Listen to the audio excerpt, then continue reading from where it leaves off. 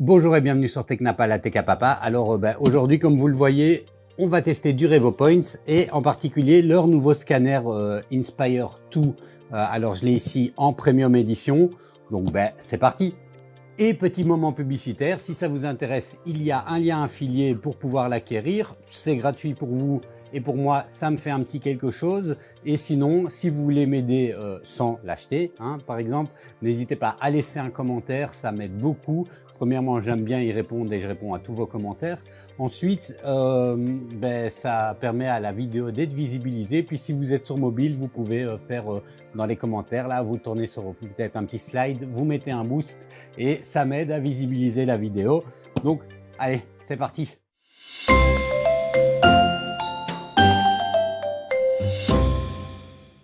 Bon, alors qu'est-ce que nous propose RevoPoint avec ce Inspire 2?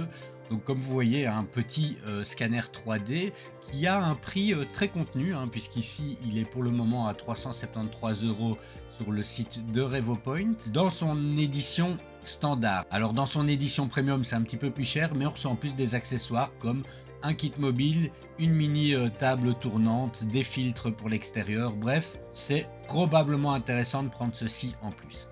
Alors au niveau des promesses marketing, qu'est-ce qu'ils donnent? Ils disent qu'on a une précision qui peut aller jusqu'à 5 microns, un double mode de scan, donc 11 lignes parallèles infrarouges et ce qu'ils appellent une lumière structurée infrarouge. On peut scanner des surfaces sombres ou reflétantes. Ils disent qu'on peut scanner un corps et d'autres choses sans marqueur, faire du scan extérieur avec les filtres, donc les petits filtres que vous voyez ici, et ça on va le tester, et il se connecte par le Wi-Fi à nos appareils mobiles, donc voilà, quelque chose d'intéressant, mais le plus simple et le plus clair maintenant c'est de le voir en fonctionnement. Alors dans la boîte j'ai reçu, vous voyez le scanner dans un bel emballage qui rappelle certains produits à la pomme et ce qu'ils appellent le mobile kit. Alors on va d'abord regarder le mobile kit. Alors le mobile kit inclut quelque chose pour tenir, donc un phone holder, donc pour tenir le téléphone, une poignée qui fait également office de batterie supplémentaire, donc de power bank, les câbles nécessaires à son utilisation et un adaptateur pour tenir le laser. Alors comme je le disais, j'ai un kit premium, comme ça vous voyez le contenu si c'est le kit premium qui vous intéresse. À l'intérieur, on va retrouver un manuel qui est en différentes langues dont le français. On va retrouver un pied comme ceci, quelques marqueurs autocollants, un mini plateau tournant, un câble USB-C d'assez longue taille, le câble d'alimentation du plateau tournant. Alors ici c'est intéressant, ils fournissent avec également des filtres à mettre sur l'objectif pour quand on utilise, donc c'est des filtres polarisants anti-UV pour quand on utilise le scanner à l'extérieur. Et le scanner, à proprement parler, comme vous pouvez voir, il est tout petit et il est léger. L'avantage de ce scanner, c'est de pouvoir l'utiliser à l'extérieur directement connecté à notre téléphone. Donc c'est un plus qu'il soit léger et petit. À voir maintenant dans le test si léger et petit veut dire moins puissant ou avec moins de possibilités. C'est en tout cas pas ce que vend la firme. Enfin, en dessous, on va retrouver un plateau de calibration dont on commence à avoir l'habitude chez RevoPoint. Donc c'est une plaque en verre avec une surface ici qui est texturée. Bref, tout ce qu'il faut pour commencer. Donc on va maintenant le mettre en route. Bon, on va commencer à l'utiliser. Alors on a deux manières de l'utiliser, via l'ordinateur directement ou de manière portable via le téléphone. Dans un premier temps ici, je vais le connecter à l'ordinateur et je vais faire quelques petits scans avec l'ordinateur. Donc la première chose à faire, c'est de venir installer RevoMetro. Donc sur le site de RevoPoint, hop, on a ici la version 5.8.2 et s'assurer que le scanner est mis à jour au niveau du firmware. Alors au démarrage, donc avec le scanner branché en USB, vous voyez qu'il propose ici de vérifier les performances du PC. Mais avant, il s'est rendu compte qu'il y avait une mise à jour possible à faire pour le firmware du scanner. Donc on va la faire. Et une fois la mise à jour terminée, il redémarre le scanner, on attend un petit peu et ensuite on vient faire le test de performance du PC parce qu'effectivement il faut un PC relativement performant pour que ça fonctionne. Donc je clique sur Inspire 2 et il va commencer la vérification. Alors pour information, moi ici je suis sur un ordinateur portable avec une GeForce RTX 4060 et un Intel Core Ultra 7. Voilà, donc on a ici, ils disent d'utiliser le mode GPU, puisqu'on peut également utiliser le mode CPU, mais le mode GPU ici est excellent. Si jamais vous avez un ordinateur qui a en fait finalement un meilleur processeur que la carte graphique, pour ce genre d'usage, il vous l'indiquera, ça risque de scanner un peu moins vite. Donc maintenant, je suis connecté. Je vois que le dernier étalonnage date du 14 du 10. Comme j'ai fait une mise à jour du firmware, je trouve ça plus prudent de refaire un étalonnage. Donc je vais venir faire l'étalonnage du scanner. Alors, il nous donne quelques petites instructions de luminosité, de distance. Voilà, il nous explique comment est-ce qu'on va faire pour l'utiliser. C'est exactement la même méthode de calibration, par exemple, qu'on a avec le Metro X. Le Metro Y, j'ai pas testé, mais je pense qu'ils n'ont pas dû modifier la méthode de calibration. Donc pour ça, on a besoin de la petite plaque de calibration. Et vous voyez qu'il nous le fait tester avant de vraiment faire la calibration. Donc ce qu'ils appellent la carte de calibration, c'est cette plaque en verre que je vous ai présentée avant. Et on vient simplement suivre les instructions avec le scanner. Donc quand il nous dit de se mettre comme ça, enfin bref, on suit les instructions par rapport à ce qu'on voit à l'écran. Il me dit que j'ai terminé l'entraînement et que je peux commencer l'étalonnage. Alors, je vais essayer de ne pas avoir le câble dans le chemin et comme vous voyez, on vient simplement suivre les instructions de hauteur, de profondeur. Alors, quand cette première étape est finie, on passe à la suivante. Donc, ça va être pareil, mais tourné un peu avec un angle. Et puis, on fait pareil de l'autre côté. Enfin, on vient tester une dimension de rotation maintenant. Et on fait pareil dans l'autre sens. Alors une fois que le premier étalonnage est fait, on a ce qu'ils appellent l'étalonnage du plan lumineux. Et c'est à peu près la même logique. Et voilà, l'étalonnage est terminé. On va pouvoir commencer à scanner.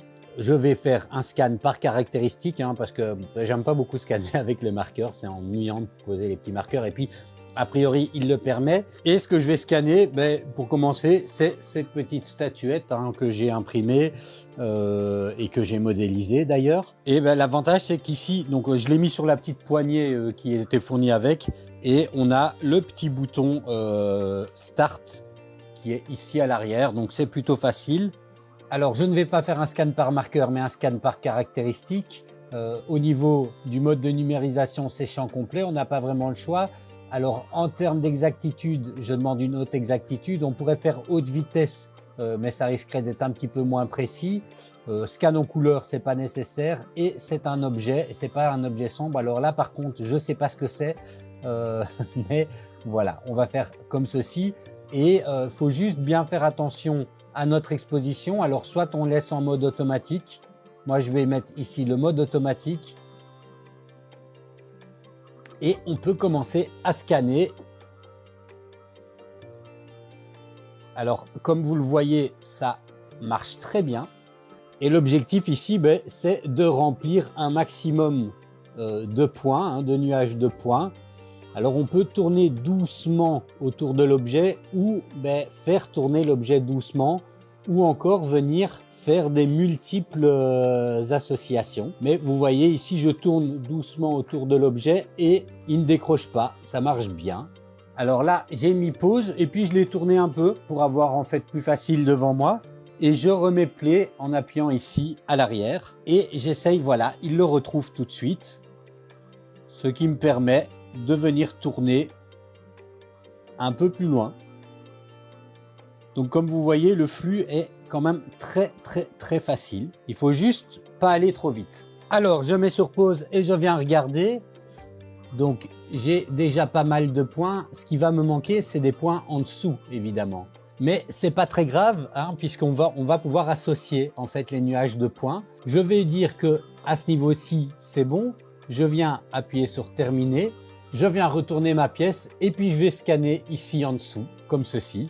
Éventuellement, on le fait 3 fois si on a besoin. Donc pour ça, je viens cliquer ici sur Nouveau scan. Je garde les mêmes caractéristiques que le précédent. Je remets l'exposition automatique et je viens refaire. Alors j'essaye d'avoir, donc me mettre à la bonne distance pour être dans le vert un maximum. Voilà, c'est là où j'ai le plus vite des points.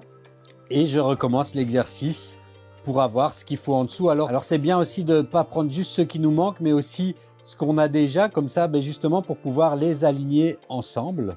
Et tant qu'à faire, je vais faire un troisième côté, donc le côté pour avoir le dessous ici. Donc je dois trouver le bon moyen de le positionner pour avoir le bon angle à scanner. Voilà, comme ceci, par exemple. Alors, une fois que j'ai tout ce que je veux, vous voyez ici ces 4 fichiers, ce que je vais faire, c'est venir les assembler. Alors, avant de les assembler, il faut nettoyer les nuages de points. Donc, je vais un par un venir nettoyer. Alors, je pourrais faire ici une édition en un clic, mais oui, vous pouvez. Moi, personnellement, j'aime pas ça. Je préfère avoir un contrôle manuel. Et donc, le contrôle manuel, ça va se faire entre fusion du nuage de points et maillage. Alors je viens choisir une distance entre les points. Plus on fait fin, plus ça prendra du temps, mais plus ce sera précis. Je vais diminuer à 0,9.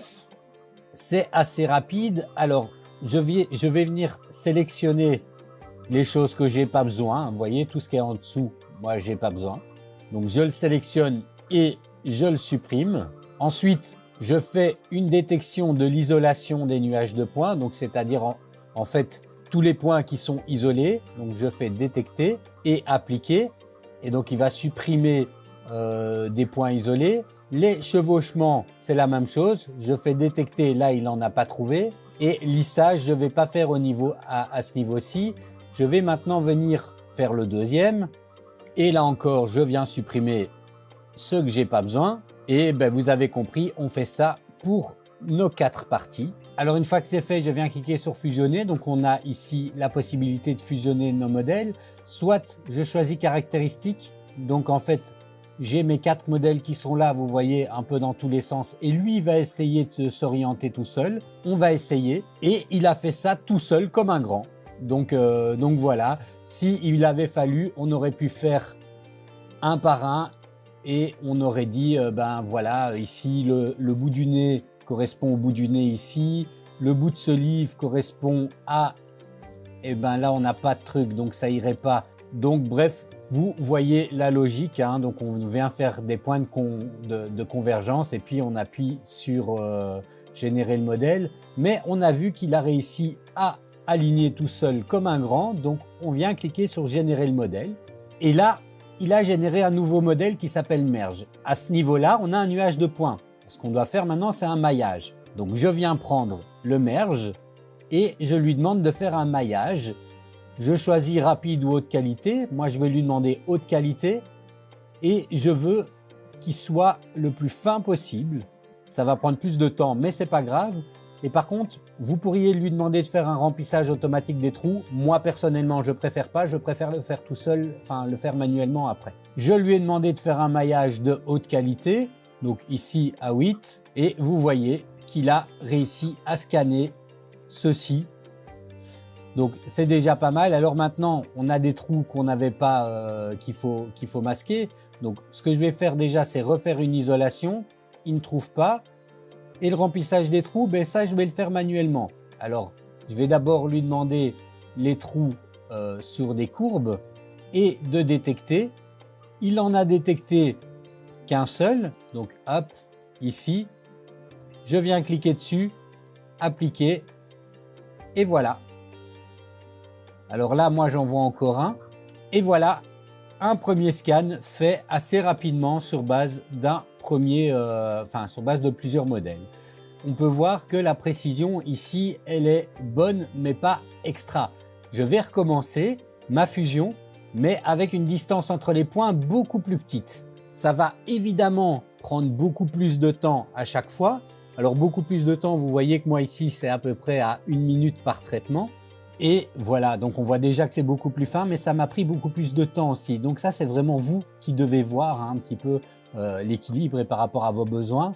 Ça prend plus de temps et de ressources. Mais donc maintenant que j'ai mes nouveaux nuages de points qui sont faits, je vais refaire la fusion. Il a gardé en tête l'alignement précédent. Je fais la génération du modèle. Là aussi, ça va prendre un peu plus de temps. Et maintenant, je viens refaire un maillage sur base du nouveau nuage de points fusionné dans la meilleure qualité. Je veux aussi faire la meilleure qualité possible. Ça va prendre du temps, mais c'est pas grave. Et là encore, je ne fais pas l'application automatique des trous. Alors ben voilà, hein, ça confirme que c'est quand même vachement plus fin. Par contre, on a des parties volantes et plus d'isolation puisqu'on a plus de bruit évidemment en ayant fait un maillage beaucoup plus serré. Donc là, je viens détecter l'isolation et hop, ça marche déjà très très bien. On n'a pratiquement plus et je viens détecter les trous. Alors comme vous voyez, j'ai fait ici une petite erreur, hein, comme ça vous le savez, je vous montre comment on fait. En faisant la fusion du nuage de points, je n'ai pas fait l'isolation avant. Et donc il y a des parties qui sont un peu collées au modèle et donc c'est pas aussi propre, donc ben, c'est pas grave. Je viens simplement ici refaire la détection au niveau de l'édition du nuage de points. Et je devrais refaire le remaillage après. Et au passage, je vais aussi retirer les artefacts qui ne sont pas utiles, qu'on n'avait pas avec moins de polygones ou moins de points, puisque justement, on avait moins de points. Alors voilà, on a un nuage de points beaucoup plus propre et donc maintenant, on vient recommencer le maillage. Et voilà, c'est déjà beaucoup plus propre. Je peux, si je veux, venir lisser avec le pinceau lisse certaines parties. J'ai plus qu'à venir remplir mes trous. Et voilà, alors c'est évidemment beaucoup plus lent, là mon ordinateur il rame un petit peu, mais on a quelque chose de très fin. Alors, on a vu qu'il fonctionnait bien avec l'ordinateur et vous avez vu un petit peu le flux de fonctionnement avec l'ordinateur. Je ne vais pas faire un test de tout le type de scan qu'on peut faire.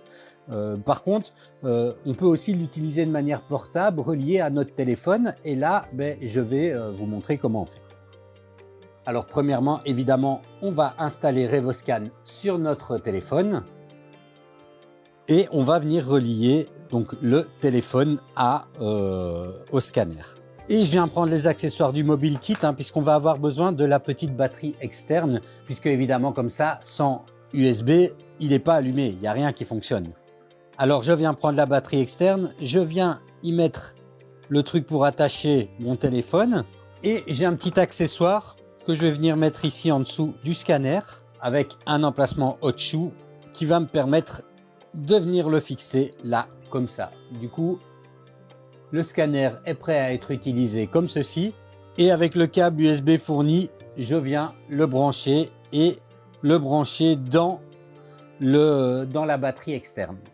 Et voilà, maintenant on continue sur le téléphone. Sur le téléphone, je viens dans mes paramètres Wi-Fi et je viens me connecter au Wi-Fi ici du Revo et il se connecte à son aise. Vous voyez ici qu'il a déjà réussi à avoir le signal, mais il met toujours en cours de connexion et on a finalement le même genre d'interface. Voilà, donc maintenant je vais prendre un petit objet que je vais mettre sur le plateau tournant ici et puis je vais le scanner. Je vais prendre ce petit Benchy et au niveau des réglages, ben, c'est à peu près la même chose. On a quand même la possibilité de faire capture unique. Ça veut dire qu'en fait, on prend une photo et sur base de la photo, on peut en prendre plusieurs et il scanne. Bon, voilà, ça c'est une manière de faire. Moi ici, je vais scanner en continu. On a encore des options, donc bon, là ici, je vais faire comme ceci et il commence à scanner. Vous voyez qu'il scanne à son aise le Benchy. Le Benchy tourne doucement. Et quand on estime qu'on a assez, et ben voilà, on peut venir valider. On peut venir faire le travail de la même manière ici sur le téléphone ou on peut, si on veut, l'exporter pour l'utiliser dans RevoScan directement. Et voilà, comme vous voyez, j'ai mon nuage de points du Benchy qui est fait. Maintenant, je viens faire le maillage et voilà, et sur le téléphone, ben, ça a été très vite. Alors, hop, j'essaye de le scanner, de l'agrandir. Si je suis pas content, je viens augmenter la qualité du maillage et voilà. Alors, on l'a vu, le scanner peut également scanner en couleur et pouvoir faire un mapping des textures.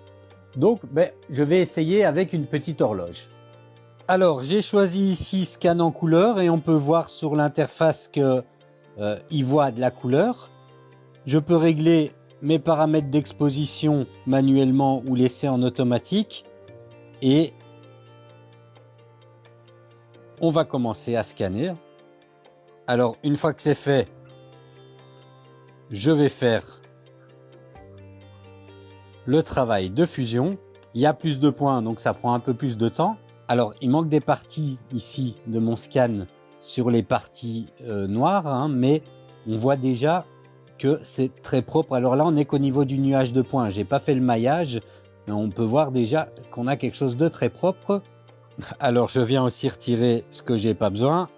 Et vous voyez que je peux faire toutes les opérations comme je peux le faire dans le logiciel RevoScan sur l'ordinateur. Alors, j'ai fait vite ici hein, pour vous montrer que c'est possible. Mais c'est pas l'usage que moi je préfère. Par contre, quelque chose qui est intéressant avec ce scanner, c'est d'aller scanner à l'extérieur.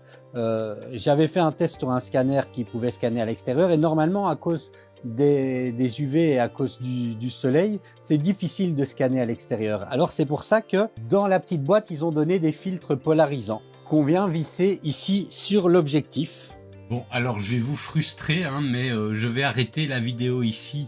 Je vais pas faire le test extérieur, je vous explique pourquoi, non pas parce que le scanner n'est pas capable de le faire, parce qu'en fait je pense qu'il est capable de le faire, mais parce que depuis que j'essaye de le faire, chaque fois que j'ai voulu faire un scan, il drachait, enfin il pleuvait à cordes dehors et c'était pas très agréable de faire ce scan. Donc et puis en même temps j'avais promis à la marque que je sortirais la vidéo au moment du Black Friday pour que vous puissiez bénéficier encore des meilleurs prix. Et donc c'est pour ça que je vais m'arrêter ici. Je vais sortir la vidéo avec ce qu'on a déjà vu maintenant et je ferai plus tard une petite vidéo où je fais simplement un test, un scan de quelque chose d'extérieur, une statue ou quelque chose comme ça.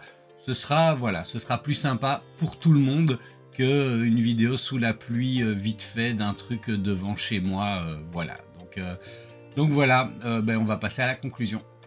Donc voilà, hein, vous avez vu un aperçu de ce qu'on peut faire avec ce RevoPoint Inspire 2. C'est donc ma conclusion, hein, pour en avoir testé plusieurs. Je suis très épaté par son fonctionnement, sa vitesse. Le Inspire 1 était bien, mais moi je l'avais acheté à l'époque et ouais, on n'avait pas des résultats quand même. Enfin, c'était un peu galère, moi je trouvais en tout cas. Avec ici, pour scanner en intérieur, franchement pour le prix qu'il propose, on a quelque chose qui fonctionne vraiment bien. On a donc un produit qui est équilibré, qui fonctionne vraiment étrangement, enfin presque étrangement super bien pour l'intérieur. Donc voilà, est-ce que je vous le conseille? Oui, si vous voulez un scanner polyvalent et que vous faites principalement du scan à l'intérieur. N'hésitez pas à me dire dans les commentaires ce que vous en pensez et puis moi je vous dis à la prochaine.